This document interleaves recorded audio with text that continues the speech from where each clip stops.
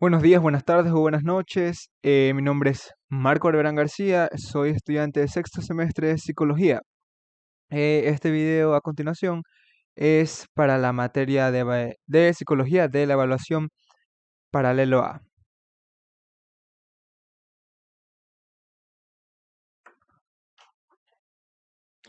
Bien, en el presente video a continuación vamos a hablar sobre los principales temas, a hablar un poco de ellos, enfocados en, o bueno, los temas que describe la unidad 3 y 4 de la materia de evaluación, las últimas unidades respectivas al sexto semestre cursado y al primer nivel de evaluación visto. Las unidades 3 y 4 de evaluación comprenden temas como el análisis funcional de la conducta, temas como cómo evaluar funciones mentales, qué es un autoinforme y el análisis sobre, o más bien la recolección de datos en general. Vamos a empezar con este tema. Primero, para hablar de la recolección de datos hay que definirlo de manera breve. Lo más fácil o más conocido al término en cuestión es que la recolección de datos es la recopilación de los mismos. Hace referencia o se refiere a un método sistemático de recopilación y medición de información de diversas fuentes para obtener una imagen completa, honesta y precisa del área de interés en cuestión de la que se está tratando. En base sobre lo que es la recolección de datos, en palabras sencillas, es recopilar información de diversas fuentes. Hay un- una cantidad variada de métodos para esto. Principalmente en el área de psicología se usa la entrevista o también los cuestionarios. Eh, esta recolección de datos, cuando son en entrevistas, se puede hacer de maneras directas, se puede hacer con simples encuestas al público o se suele aplicar actualmente por la situación vía online o vía de llamada. La corrección de datos le permite a las personas, a los profesionales, a los entrevistadores o muchas veces a empresas responder a preguntas relevantes de interés.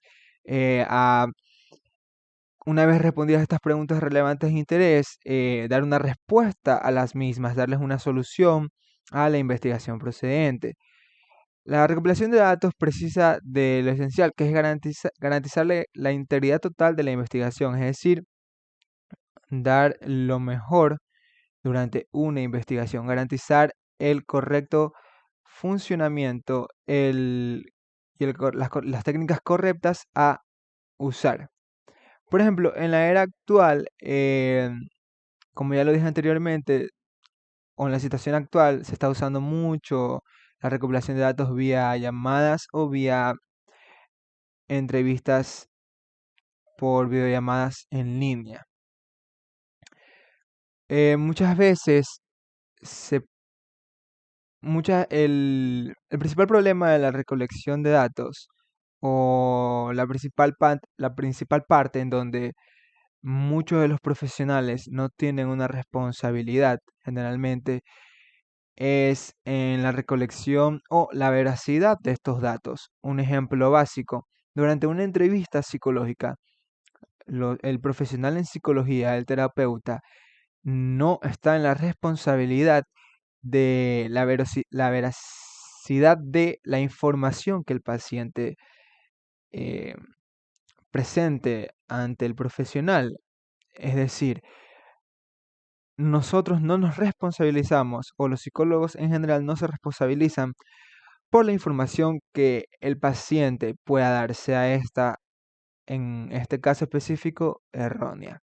Sin embargo, los profesionales en psicología deben hacerse responsables de que la información sí sea veraz. ¿Cómo? Pidiéndole honestidad al paciente o indagando mucho más en los datos obtenidos en casos específicos donde se pueda hacer preguntas o donde se pueda también interactuar con familiares para así obtener muchos más datos y que estos sean reales del paciente. En simples palabras, podemos decir que la recolección de datos es la obtención de información de distintas fuentes a la cual debemos poner en prueba en medida para justificar su veracidad, para dar una excelente investigación y unos excelentes resultados. Como segundo tema de la unidad 3 y 4, tenemos lo que es el análisis funcional de la conducta. Un breve resumen de lo que es el análisis funcional de la conducta es, hipotéticamente hablando, de un análisis funcional de la conducta, o más bien en palabras muy cortas, es que es un proceso. Es un proceso que empieza con el motivo de conducta con el que el paciente se acerca hacia el entrevistador. Por ejemplo, en la entrevista inicial es donde se presenta la problemática. El paciente describe la conducta que quiere cambiar. Esta información se puede obtener por medio de entrevistas, que es una recolección de datos, o también una observación directa o indirecta del paciente. Una vez tomada en cuenta todos los factores, se puede proceder a una hipótesis de la conducta que se quiere cambiar. Luego de esta hipótesis se puede dar paso consecuentemente a un plan de acción o a una terapia en específica para darle una solución al problema del paciente. El análisis funcional de la conducta tiene una serie de pasos a realizar, que son la identificación del sujeto, el problema o las respuestas. Esas respuestas suelen ser motoras, emocionales o cognitivas. En muchas conductas hay ciertos comportamientos que suelen ser emocionales, como llorar, deprimirse, motoras como tics nerviosos o cognitivas como problemas en la conexión. También uno de los pasos a realizar durante un análisis funcional es la historia del sujeto y los problemas. Hay que verificar y tomar en cuenta cuál es la historia del individuo que se está presentando y cuál es la historia de estos problemas, con qué frecuencia se han venido realizando, tiene alguna, o en caso de tener alguna historia anterior con dichos problemas. Identificar si existe anteriormente un caso del mismo paciente con el que haya ya experimentado esta situación. También debemos identificar las variables moduladoras, que son factores de riesgo y protección. Los factores de riesgo y protección son más bien las situaciones en las que se desencadena el problema. También hay que investigar los antecedentes y consecuencias del paciente y luego de todo esto dar paso a un análisis descriptivo, que es una respuesta, análisis y causas de toda la conducta del paciente. Hay que también verificar la relación entre los elementos, respuesta o causa, y por último se elabora una hipótesis inicial de mantenimiento. ¿Cuáles son las características de un análisis funcional de la conducta? Principalmente está centrado en relaciones funcionales entre el problema y las variables causales en el sujeto.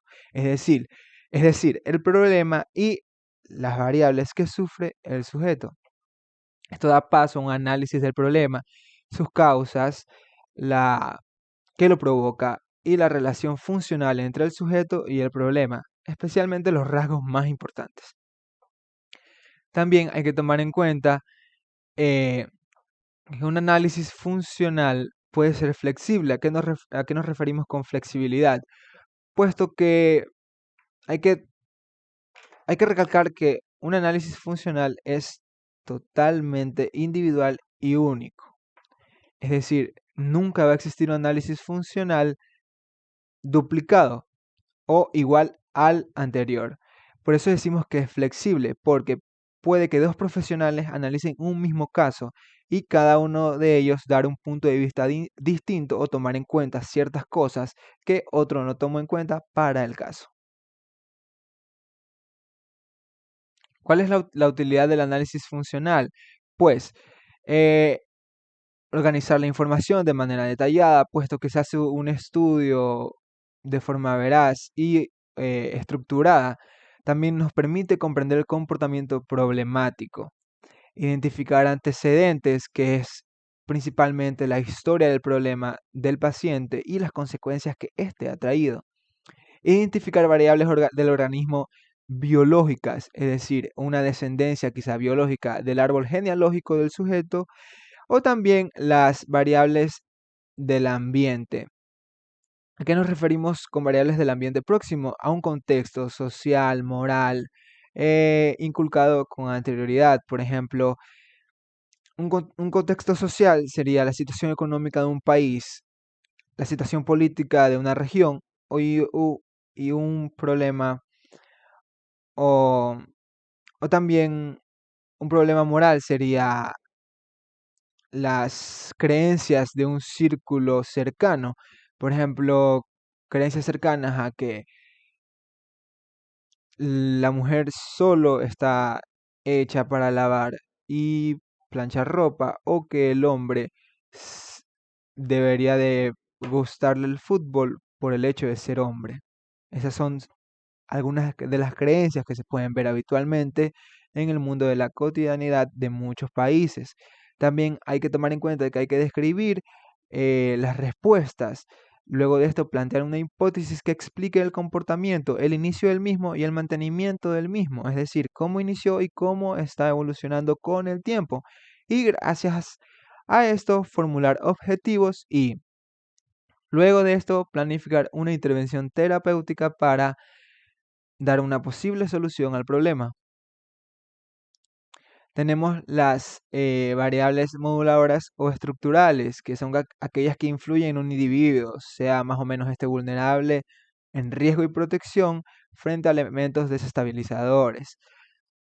Son de lo que ya hablamos anteriormente. Disposicionales, pues son propias del individuo, antecedentes psicológicos o antecedentes biológicos. Y ambientales, que son contextos próximos, contextos distantes o valores sociales, contextos próximos, situación de un país, contexto distante, situación política de una región y valores sociales, los que hablamos con anterioridad sobre de que los hombres están hechos para ciertas cosas y que las mujeres están hechas para otras cosas. El análisis funcional en conducta también debemos entender que realizarlo no es una cuestión técnica ni sencilla, no se trata de hacer una simple descripción topográfica de la conducta problemática, sino de encontrar además su funcionalidad. El objetivo es principalmente encontrar la relación entre el sujeto y el problema y dar paso a una solución posible. Eh, Podemos darle una definición que es que el análisis funcional de la conducta es la identificación de la respuesta en su tridimensionalidad cognitiva, motora y fisiológica. Hay que tomar en cuenta que tenemos un montón de variantes, como son las variantes fisiológicas, dependen principalmente de la biología del sujeto, las motoras, las cognitivas, los estímulos también son variables antecedentes, estímulos externos e internos. eh, También tomar en cuenta las consecuencias externas e internas del problema. Por ejemplo, en un caso hipotético de una persona con ataques de pánico. Esta persona suele tener consecuencias externas, como son conductas no adecuadas para el medio social en el que se desenvuelve, y consecuencias internas, como el miedo que se produce por dichas conductas externas. Por ejemplo, un ejemplo específico, otra vez, un ataque de pánico durante una reunión familiar donde el individuo eh, se aleja del grupo y inesperadamente o impulsivamente se encierra en una habitación, provocando una consecuencia interna dentro de él y una externa. Luego de esto, también tenemos otro tema que es cómo evaluar funciones mentales. La situación con la valoración de funciones mentales es que primero lo que se valora es el tiempo que que el paciente es capaz de mantener la atención. Si un paciente es distraído y no puede cooperar del todo, complica el examen. Cualquier indicio de alteración cognitiva requiere un examen de estado mental. que involucra múltiples aspectos de la función cognitiva, como son aspectos de orientación en tiempo, espacio y persona. Es decir, si la persona es consciente de dónde se encuentra, la fecha actual, preguntas que se pueden utilizar como la fecha actual, la hora, el lugar donde se encuentra, la persona con quien se habla. También otros aspectos como evaluar la atención y la concentración, eh, y también la memoria, las habilidades verbales y matemáticas, el juicio del paciente y el razonamiento del mismo. Hay que tener en cuenta que una persona solo pierde la orientación autopsíquica, es decir, desconoce realmente su nombre en situaciones de delirios o demencia que son muy graves. Cuando ocurre como síntoma aislado, sugiere definitivamente una intervención. ¿Cómo hacer un examen de estado mental? Pues principalmente se le pide al paciente que cumpla con una orden compleja, que por ejemplo intervengan con tres partes del cuerpo, que se le obliga a distinguir entre la derecha e izquierda, que se le obliga a distinguir entre arriba, abajo, posiciones de objetos, nombres de objetos simples, partes de estos objetos. Se le pide que nombres partes de su cuerpo, que lea y escriba, repita frases simples, eh, para dar un examen completo en lo que es el apartado de conciencia. Para una percepción espacial puede valorarse al paciente pidiendo que emita una estructura sencilla o complicada del lugar donde se encuentra. Puede pedírsele que dibuje un reloj, o muchas veces una casa o unos pentágonos entrelazados. Para los apartados de orientación se permite hacer preguntas sencillas como nombre de la persona, el tiempo en el que se ubica o lugar en el que está. La memoria a corto plazo se mide principalmente pidiéndole al paciente que repita tres objetos tras dejar pasar entre 2 o 5 minutos, hacerle una pregunta sobre tres objetos y luego de pasado 15, 5 minutos o 10 minutos aproximados, volverle a preguntar sobre estos objetos. Memoria a largo plazo es formularle al paciente preguntas sobre sucesos ya sucedidos, como ropa que vestía en la graduación o si recuerda algo sobre aproximadamente 5 años atrás. En las matemáticas puede utilizarse cualquier prueba sencilla matemática. En la búsqueda de palabras se le pide al paciente que nombre tantos objetos de única categoría, por ejemplo, objetos de cocina o objetos de vestimenta. La atención y la concentración se pide que el paciente deletre palabras de 5 letras, eh, hacia adelante y hacia atrás. También la denominación de objetos es levantar un objeto como un bolígrafo, un libro o una regla y solicitar al paciente que diga el nombre del objeto y una parte del mismo. También el seguimiento de órdenes es darle órdenes específicas o generales para que el paciente eh, logre ejecutarlas. Por ejemplo, pedirle que toque su nariz o pedirle que parpadee la vista. La orientación espacial es pedirle una hora específica o un dibujo de un reloj. El razonamiento abstracto es pedirle al paciente en, en ciertas situaciones que identifique un tema unificador entre tres o cuatro objetos, darle una pista de tres objetos, por ejemplo, tres animales, y que le identifique qué cumple estos tres objetos. El juicio es interrogar al paciente acerca de una situación hipotética que requiera un buen juicio.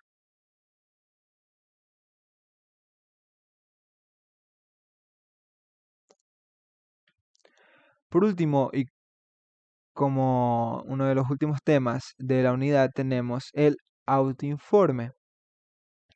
El autoinforme es una evaluación individual que se hace a un profesional en psicología.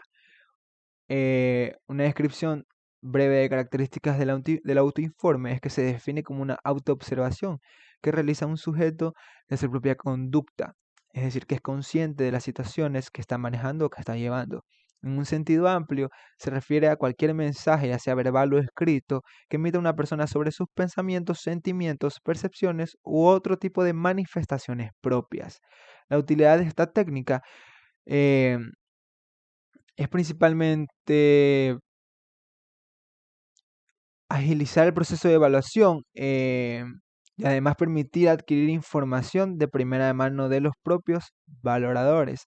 Veremos que un autoinforme eh, es principalmente una evaluación propia sobre las situaciones que uno experimenta.